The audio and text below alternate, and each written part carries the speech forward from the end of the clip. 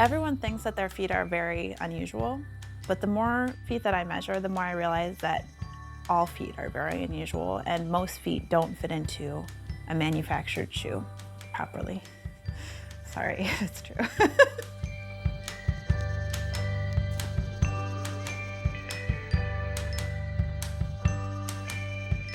The shoes that I make, I don't want to toot my own horn, but I find them to be lovely objects. Like when the shoe is done, it really is satisfying when it looks very good. But looking at that finished shoe, I don't think that there's any way that you can know all of the steps and all of the work that goes into it. It's a very intensive process, focus intensive, it's material intensive, it's expensive. Every part of it is just kind of like rich and deep and beautiful, but also rather difficult.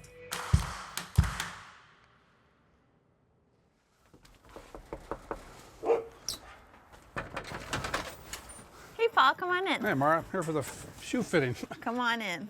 If you could place your foot like right here, so I can trace around. Okay. And then I'll lay it flat. Like this? Yep. Figuring out how to learn how to make shoes is one of the hardest parts about making shoes.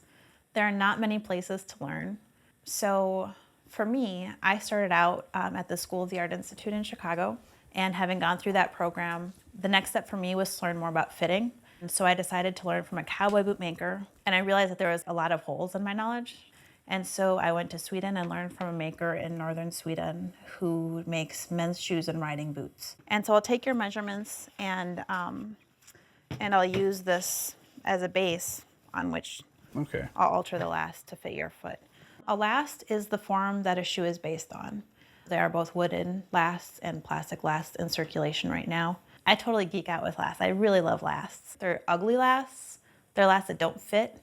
Those are the two things that make a bad last, according to me. Why would you use an ugly last? I mean, you probably just don't know, but it's like, how can you make something beautiful that's shaped very ugly? I mean, it just doesn't make sense. Thanks a lot, and I'll see you in about 10 days. Sounds great. I'll give you a call. Thanks for your time. Thanks, Paul.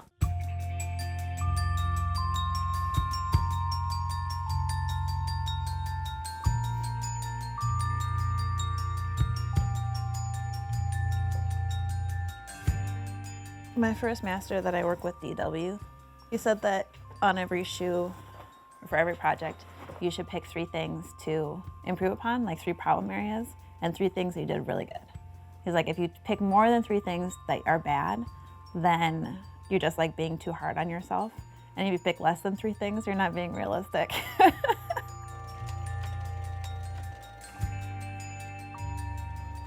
One of the reasons why I really like shoemaking is that I feel like I'm a part of this long trajectory of makers.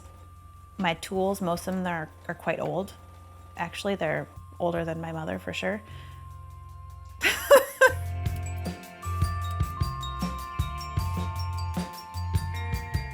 So I use many types of tools, including hammers, lasting pincers, knives, shoe tacks, sandpaper, rasps, awls, sewing machine, all kinds of tools.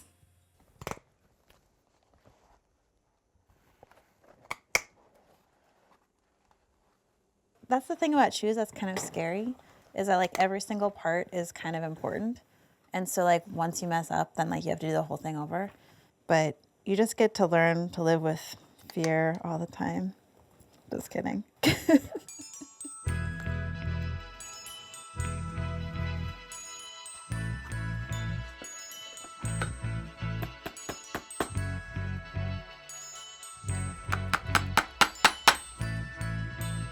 The leather itself, it feels soft but firm.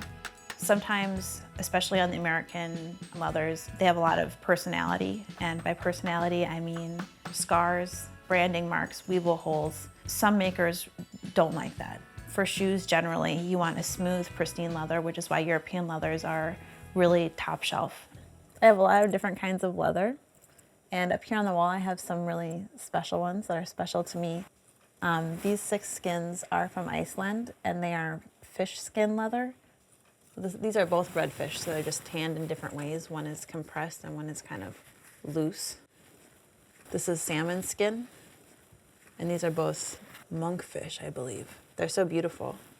I really love them, but I'm not really sure. They're like so special that I don't want to use them, which is silly, you should use your special things. An important part of what I do is doing more sculptural or conceptual or performative types of shoes.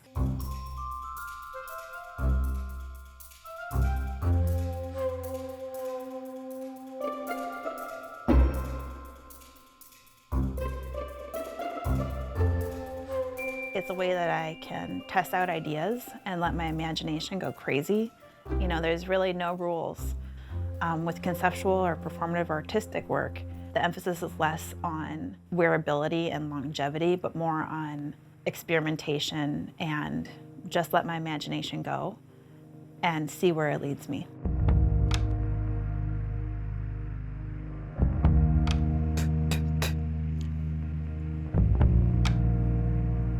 Lately, I've been hand polishing my shoes and spit polishing my shoes, so actually spit is like a really nice tool.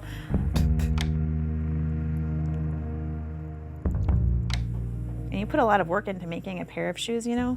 So like it's nice when that finished product looks really good. Kind of like a final loving touch. I work really hard on all the shoes, and by the time that they're completed, I feel like there's a piece of me that goes into them, and I try to bring my positive energy and my best self to the work. Not that you have to know that's like a labor-intensive job, but that the labor is kind of the beauty of it.